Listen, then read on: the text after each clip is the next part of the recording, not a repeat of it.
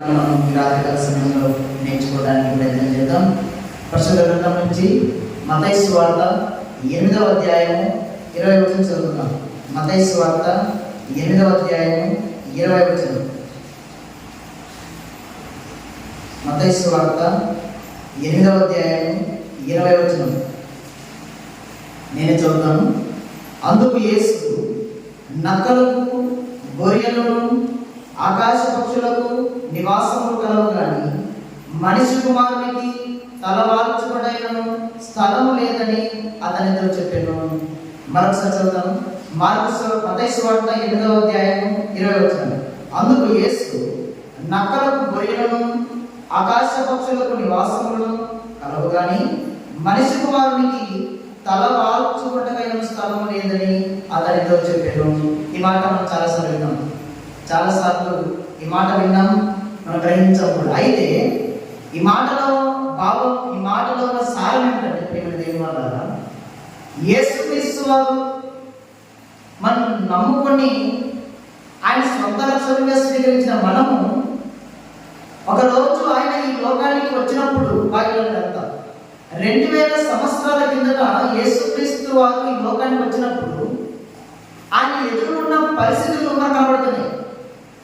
యేసుక్రీస్తు వారు ఎలాంటి పరిస్థితులు ఎదుర్కొన్నాడంటే, మనం ఈరోజు ఆయనను దేవుడిగా అంగీకరించాం, సొంత రక్షకుడిగా అంగీకరించాం, లోక రక్షకుడిని మనం గుర్తించాం. మన పాపాల కోసం ప్రాణం పెట్టాడు, తిరిగి రెండవసారి లోకానికి వస్తాడని మనం నమ్ముతున్నాం. అయితే ఆ రోజున పరిస్థితుల్లో, ఆ రోజున జనాంగం, ఆ రోజున సమాజం యేసుక్రీస్తు వారికి ఈరోజు మనకంటూ ఉండడానికి నివాసం ఉంది, ఉండడానికి మన నివాసం ఉంది. పక్షులకు గూళ్ళు ఉన్నాయి, జంతువులకు మన ఇళ్ళ దగ్గర కొట్టాలు వేసి మనం వాటిని సాగుతున్నాం, గొర్రెలకు కూడా వాటి చుట్టూ కంచె వేసి కాపాడుతూ ఉన్నాం. మన దగ్గర ఉన్న జీవరాశులన్నింటి కూడా వాటికి నివాసాలు ఉన్నాయి. మనం ఉండడానికి కూడా నివాసం ఉంది. వర్షం వస్తే మనం తలదాచుకుంటాం, ఎండ వస్తే తలదాచుకుంటాం. ఏమైనా కూడా మనం తలదాచుకోవడానికి మనకంటూ ఒక ఇల్లు ఉంది. కానీ ఆ రోజు యేసుక్రీస్తు వారు ఈ లోకానికి వచ్చినప్పుడు యేసుక్రీస్తు వారు ప్రకటిస్తూ, సువార్త ప్రకటిస్తూ వస్తూ అనేక గ్రామాలు తిరుగుతూ ఉన్నాడు. వీధిన దేవుడి గురించి వాక్యం చెబుతూ ఉన్నాడు. కానీ ఒకరోజు కొంతమంది శిష్యులు యేసుక్రీస్తు వారు అడిగారు, అయ్యా బోధకుడా, పగలంతా కూడా నువ్వు పని చేస్తూ ఉన్నావు, దేవుడి కోసం పాట పడుతూ ఉన్నావు, రాజ్య సువార్తను ప్రకటిస్తూ ఉన్నావు, అయితే నువ్వు ఎక్కడ ఉంటావు, ఎక్కడ నీ నివాసం, ఎక్కడ నీ ఇల్లుని శిష్యులు అడిగారు. అందుకు యేసుక్రీస్తు ఏమంటాడంటే, నక్కలకు గొర్రెలు ఉన్నాయి, ఆకాశ పక్షులకు గూళ్ళు ఉన్నాయి, కానీ నాకు మాత్రం ఇల్లు లేదన్నాడు. నిజమంటారా? ఇల్లు లేదంటారా? యేసుక్రీస్తు వారు చెప్పిన మాటలోని ఆంతర్యం, యేసుక్రీస్తు వారు చెప్పిన మాటలోని భావం, యేసుక్రీస్తు వారు చెప్పిన మాటలోని సత్యం మనకు బయలుపడితే, మనం కనుక గ్రహించగలిగితే ప్రేమ దేవుని వల్ల యేసుక్రీస్తు వారికి ఆ మాట ప్రకారం ఆలోచన చేస్తే వాస్తవానికి ఇల్లు లేదన్నట్టు. లేదంటారా? నిజం చెప్పండి. యేసుక్రీస్తుకు జన్మనిచ్చిన యేసోపు మరియు ఎవరు చెప్పండి? మరియమ్మ. యేసుక్రీస్తు వారి తల్లి ఎవరమ్మా? మరియమ్మ కదా. మరి యేసుక్రీస్తు వారికి జన్మనిచ్చిన మరియమ్మ తల్లి ఉన్నప్పుడు మరి యేసుక్రీస్తు వారు ఎక్కడ ఉండాలి? తల్లి దగ్గర ఉండాలి కదా, వాళ్ళ నాన్న దగ్గర ఉండాలి కదా. మరి యేసుక్రీస్తు వారి తల్లిదండ్రుల దగ్గర ఉండకుండా ఆయన అంటున్నాడు, నాకు నివాసం లేదు. మరి వాళ్ళ అమ్మ నాన్న ఉండాలి. ఇప్పుడు ఆయన నివాసం లేకపోతే, ఆయన ఇల్లు లేకపోతే వాళ్ళ అమ్మ నాన్న లేకూడదు, ఇల్లు ఉండకూడదు. యేసుక్రీస్తు అంటున్నాడు, పక్షులకు గూళ్ళు ఉన్నాయి, నక్కలకు గొర్రెలు ఉన్నాయి, కానీ నాకు మాత్రం తల వాల్చుకోవడం స్థలం కూడా లేదు. మరి యేసుక్రీస్తు వారు చెప్తున్న మాట అబద్ధం అంటారా, సత్యం అంటారా? చెప్పండి. ఎట్లా సత్యం? సత్యం అంటారు, ఎట్లా సత్యం? అదే మనకు కావాల్సిన సత్యం. అందుకోసం బైబిల్ బాగా చదవాలి, బాగా నేర్చుకోవాలి. బైబిల్ ఎంత బాగా చదివితే అంత జ్ఞానవంతంగా మారిపోతాం మనం. బైబిల్ పక్కన పెట్టి పొందా పాట పాడుకుంటుంటే మనకి ఏం జ్ఞానం రాదు. దేవుడి గురించిన జ్ఞానం మనకు రావాలి అంటే ఖచ్చితంగా వాక్యాన్ని మనము నేర్చుకోవాలి. అయితే యేసుక్రీస్తు వారు ఏ ఇంటిని గురించి మాట్లాడుతున్నాడు, ఆయన ఏ ఇంటి గురించి దానికంటే ముందుగా ప్రియమైన దేవుని వల్ల ఆ రోజున్న మనుషులు యేసుక్రీస్తు వారు పుట్టినప్పుడు స్థలం ఇచ్చారండి. యేసుక్రీస్తు వారికి మరియమ్మ గారు జన్మనిచ్చినప్పుడు యేసుక్రీస్తు వారికి స్థలం దొరికిందా? దొరికిందమ్మా? దొరకలేదు. ఎక్కడ దొరికింది? పశువుల తొట్టిలో దొరికింది. బాగానండి. యేసుక్రీస్తు వారు జన్మించడానికి కారణం తెలియలేని ఆ నాడున సమాజం, ఆ రోజున మనుషులు యేసుక్రీస్తు వారి ప్రసవానికి వారి అమ్మగారు ప్రసవ వేదన పడుతుంటే, నొప్పులు చేత వేదన పడుతుంటే ఏ ఒక్కరు కూడా ఇల్లు ఇవ్వని ఆ రోజున సమాజం ఎవరిచ్చారు తెలుసా? యేసుక్రీస్తు వారి స్థలం పశువులు ఇచ్చారు. పశువుల తొట్టి, పశువులు ఉండే స్థలంలో దొరికింది స్థలం. ఎవరికి? యేసుక్రీస్తు వారికి. ఎంత గొప్పవాడు ప్రియమైన దేవుని వల్ల. ముల్లోకాలు కలిగించిన దేవుడు, సృష్టిని కలిగించిన దేవుడు, నిన్ను నన్ను పుట్టించిన దేవుడు, ఆకాశాన్ని కలిగించిన దేవుడు, చంద్రుని కలిగించిన దేవుడు, సూర్యుని కలిగించిన దేవుడు, ఈ అనంత విశ్వాన్ని కలిగించిన ఆ దేవుడు ఎక్కడ పడుకున్నాడు చెప్పండి? ఒక పశువుల తొట్టిలో పడుకున్నాడు. దీన్ని బట్టి మనకి ఏమంటారో చెప్పండి. గొప్ప గొప్ప స్థాయి నుంచి ఏ స్థాయికి దిగాడు? దీన స్థాయికి వెళ్ళిపోయాడు. ధనవంతుడిగా ఉండవలసిన ఆయన ఒక పేదవాడిగా, ఒక పొట్టలో, ఒక పూరి గుడిసెలో ఉండే ఆ స్థలంలో స్థలం దొరికిందంటే ఆ రోజున ప్రజలు మంచివారేనా చెప్పండి? ఆ రోజుల్లో మంచివారు అంటారా? అసలు మంచివాళ్ళు కాదు. ఆ రోజున ప్రజలు యేసుక్రీస్తు వారికి స్థలం ఇవ్వలేదు. మరి ఈ రోజు మన పరిస్థితి ఏంటో చెప్పండి. అన్నాడు, నక్కలకు బొరియలు ఉన్నాయి, ఆకాశ పక్షులు పూలు ఉన్నాయి, కానీ నాకు మాత్రం స్థలము లేదన్నాడు. నిజంగా ఆ మాటను బట్టి చూస్తే ఒక్కొక్కసారి నవ్వొస్తుంది. నిజంగా ఆ మాట ఎందుకున్నాడంటే ప్రేమ దేవుని వల్ల ఇంత గొప్ప సృష్టి కలిగించిన దేవుడు యోహాను సువార్త మొదటి అధ్యాయం 10వ వచనం ఏముంటుందంటే, ఆదియందు వాక్యం ఉండెను, వాక్యం దేవుడే ఉండెను, వాక్యం దేవుడే ఆ వాక్యమే ఏమైందంట? దేవుడై ఉండి కృపా సత్య సంపూర్ణ మన మధ్య నివసించాడు, మన కోసం ప్రాణం పెట్టాడు, మనం రక్షించాడు. ఎవరు? యేసు. ఈ లోకాన్ని కలిగించిన దేవుడు. ఆయనకు స్థలం లేదంటే ఏం చెప్పండి? నమ్ముదామా? ఇంత గొప్ప సృష్టిని కలిగించిన దేవుడికి స్థలం లేదంటే నమ్ముతారు? అయితే నమ్ముతారు? మనకు స్థలం లేదంటే ఎవరు నమ్ముతారేమో, కానీ సృష్టించిన దేవుడికి, సృష్టికర్తకు ఈ లోకంలో స్థలం లేదంటే ఎవరు నమ్ముతారా? నమ్ముతారా? నమ్మాలి. దేవుడికి స్థలము ఈ లోకంలో లేదు. ఏ స్థలంలో ఉంటున్నారు మీరు? మనకుంటే ఇల్లు కాదు ప్రేమ దేవుని వల్ల, మనం కట్టుకున్న ఇంటిలో కాదు, మనం కట్టుకున్న గుడిసెలో కాదు. ఆయన స్థలం ఎక్కడ తెలుసా? ఆయన కావలసిన స్థలం. ఒకసారి ఈ గ్రంథాన్ని చూడండి. ప్రకటన గ్రంథం నేను ఒకసారి ప్రకటన గ్రంథం 3వ అధ్యాయం ఆయన స్థలం ఎక్కడ కావాలనుకుంటున్నాను చూడండి. ప్రకటన గ్రంథం 3వ అధ్యాయం 20వ వచనం. ప్రకటన గ్రంథం 3వ అధ్యాయం 20వ వచనం. ఇదిగో నేను తలుపు వద్ద నిలుచుండి తట్టుచున్నాను, ఎవరైనా నా స్వరం విని తలుపు తీసిన యెడల నేను అతని యొద్దకు వచ్చి అతనితో నేనును, నాతో కూడా అతడును భోజనము చేయుదుము అన్నాడు. ఇందాక ఎదురైన పాట అడిగాడు. ఇందులో ఏదైనా మనకు తెలిసిన పాట ఉంటే చూయించు బాబు అన్నాడు. అందులో ఆ పాట కనబడింది. ఏ పాట? హృదయం అనేది అనుకున్నంత పాట కనబడింది. నాకు వెంటనే గుర్తొచ్చింది. పెద్దయిన వల్ల నాకు ఈరోజు దేవుని వాక్యము గుర్తొచ్చింది. అంటే యేసుక్రీస్తు వారు ఏది కోరుకుంటున్నారంటే ప్రియమైన దేవుని వల్ల మనిషి హృదయంలో తన స్థానం కావాలని కోరుకుంటున్నాడు. మనిషి హృదయంలో ఆయన ఉండాలని కోరుకుంటున్నాడు. నీవు కట్టించిన భవనాలు, నీవు కట్టించిన అతి పెద్ద బిల్డింగ్ లో ఆయన ఉండాలని కోరుకుంటున్నాడు. నాకేదో చెప్పండి, ఆ బిల్డింగ్, ఆ బిల్డింగ్ కట్టించిన నీలో నాకు స్థానం కావాలి. ఒక నిమిషం చెప్తాను. బిల్డింగ్ గొప్పనా, దాన్ని కట్టించడం గొప్పనా? అదే చెప్పండి. ఇల్లు గొప్పనా, ఇల్లు కట్టించేవాడు గొప్పనా? కట్టించేవాడు గొప్ప. మరి మనం ఉండే ఇల్లు ఆయన చెప్పండి. ఆ ఇంటిలో ఉండే అత్యంత గొప్పవాడుగా మనం ఉన్నాం కదా, మనలో ఆయన ఉండాలని కోరుకున్నాడు. మరి ఈరోజు మనలో ఉండాలని చెప్పండి. యేసుక్రీస్తు వారు మనలో జీవింపజేస్తున్నాడా? ఆయన మనలో ఉన్నాడా? ఆయన మనలో నివసిస్తున్నాడా? ఈ దేహాన్ని మన ఆహారం చేత పోషిస్తున్నాం, ఆహారంతో బాగా సుఖిస్తున్నాం, తింటున్నాం, త్రాగుతున్నాం, బాగా పడుకుంటున్నాం, నిద్ర చేస్తున్నాం, బాగా అన్ని చేస్తున్నాం. కానీ నీలో ఉండే ఆత్మకు నీలో ఉండే ఆత్మకు ఆహారం పెడుతున్నావు ప్రతిరోజు. అందుకోసం ఇవాళ ఆయన బాధపడుతున్నాడు. ఈ మనిషి హృదయాలలో నాకు స్థానం లేదు. వారు కేవలం నామకార్థంగా మందిరానికి వచ్చారు తప్ప వారి హృదయం చాలా దూరంగా ఉందన్నాడు ఈశ్వరు. ఏమన్నా తెలుసాము? వారు కేవలం వారి పెదవుల జీవితం మాత్రమే కనపరుస్తున్నారు, కానీ వారి హృదయం ఎక్కడ ఉందంట? ఎక్కడో ఉందంట.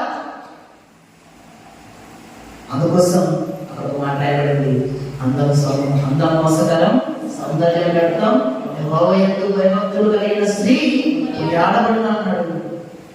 అంటే ఈ శరీరాన్ని సుఖించుకోవడానికి, శరీరాన్ని పోషించుకోవడానికి మనము తపన పడుతున్నాము, కానీ అసలు దేవుడు నాలో ఉన్నాడా, నాలో నివసిస్తున్నాడా, నాలో బ్రతుకుతున్నాడా దేవుడు?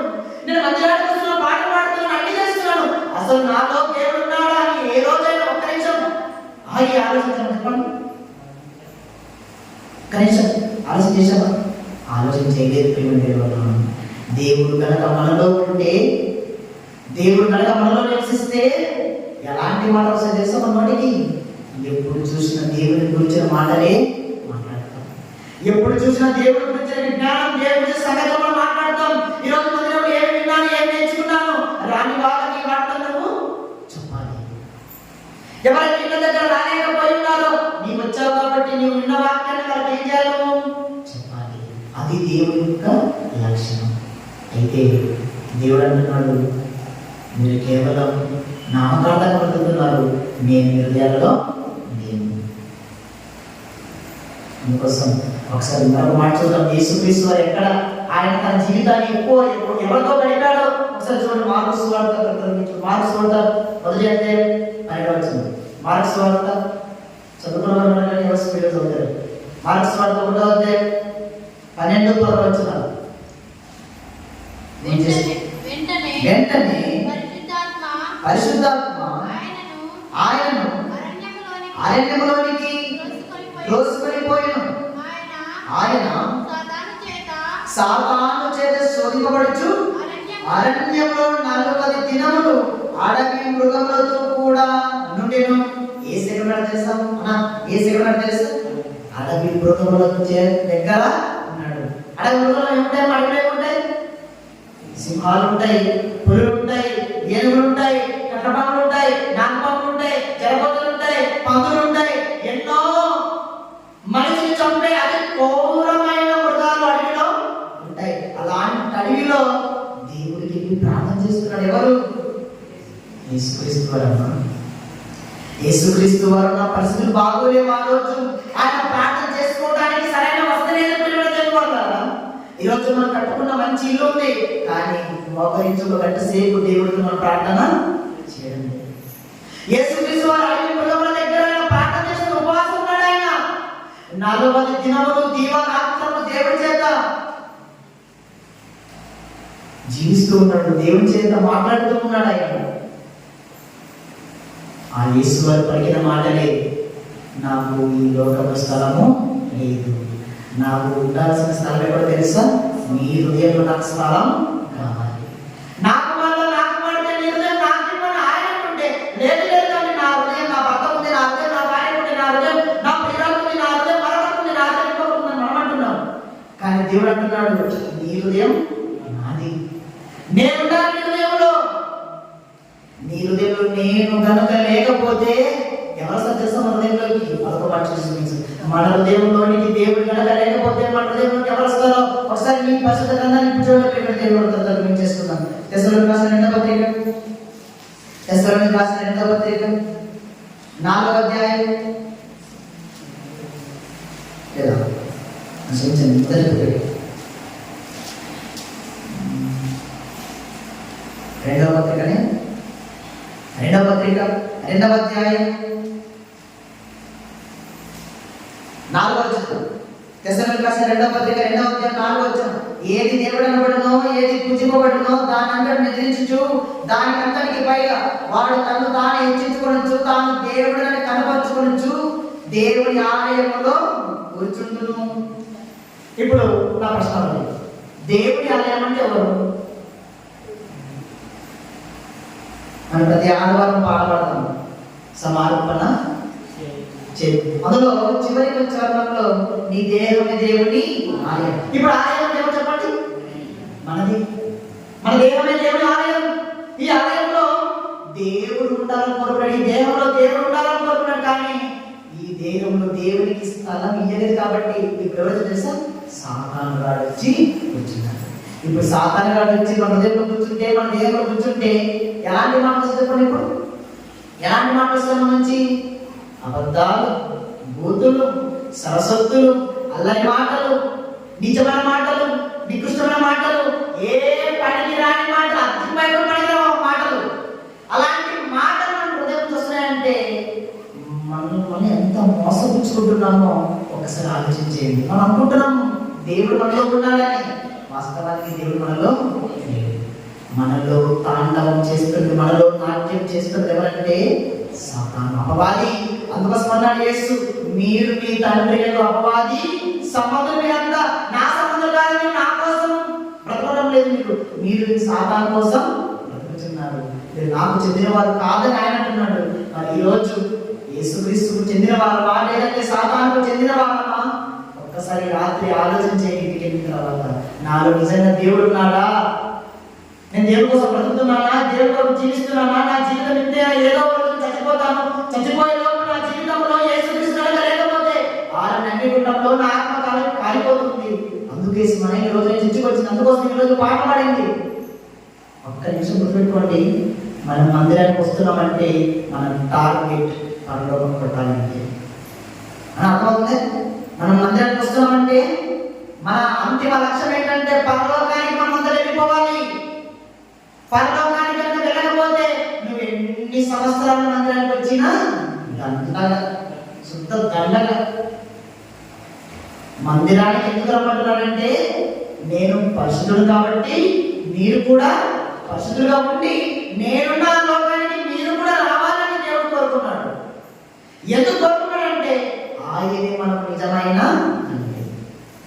ఆయన నుంచి మనం ఈ లోకానికి వచ్చాం, తిరిగి మనం అక్కడికే వెళ్ళిపోవాలి. ఆ వెళ్ళిపోయే వచ్చే ఈ మధ్య కాలంలో దేవుని కొరకు మనం నమ్మకంగా, యథార్థంగా, నిఖచ్చితమైన జీవితం.